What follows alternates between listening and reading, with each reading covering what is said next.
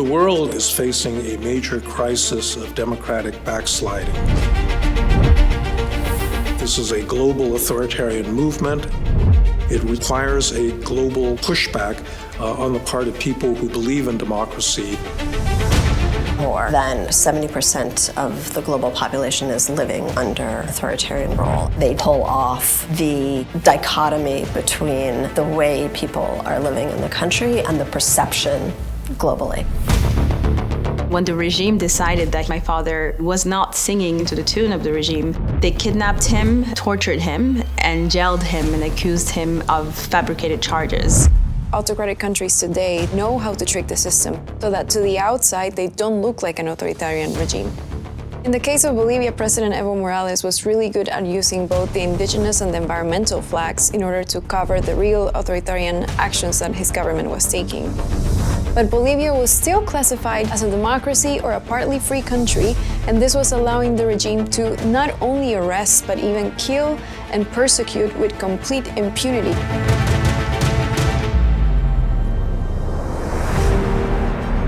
Truth matters, and the truth can be influenced, sometimes with narratives, sometimes with money, sometimes with different resources. We know that dictators work in coordination to influence that truth and those narratives. The Tyranny Tracker focuses on authoritarian regimes. It is actionable intelligence, actionable information from people inside these countries that provide us with day-to-day intelligence about these tyrannies.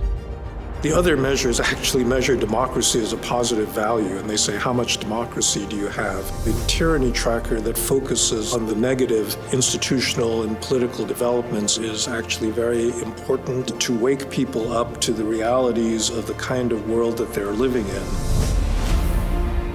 When you have voices from the ground, it personalizes it. It's not just theory. Think tank measuring markers that normal people can't relate to. It's what those of us within the country are already saying. When you look at the Tyranny Tracker, you're not just looking at data points. You're looking at human lives. You're looking at political prisoners that are not numbers. If you misclassify a country, that impacts the lives of millions of people. This tool provides accurate information that we need to direct the pressure to the right place, to call it an authoritarian regime when it is an authoritarian regime. This index is going to allow nonprofits, journalists, researchers, public intellectuals, and importantly, grant makers to better allocate their resources. Historically, financial analysts, all they do is look at the numbers. They say, what's the growth rate, profitability?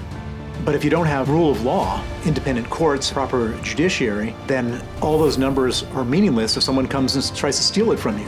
Having such a sophisticated tool, informed by the experience of activists and also by world-class research, it will help strategists, it will help activists, it will help educators, it will guide philanthropists, those who think that we're stuck in the last century. These tools allow us to fight back. The tracker isn't just about colors and categories. It's about showing when a country slides into or out of democracy and what we can do about it. Because behind every significant trend, there are people, stories, real lives.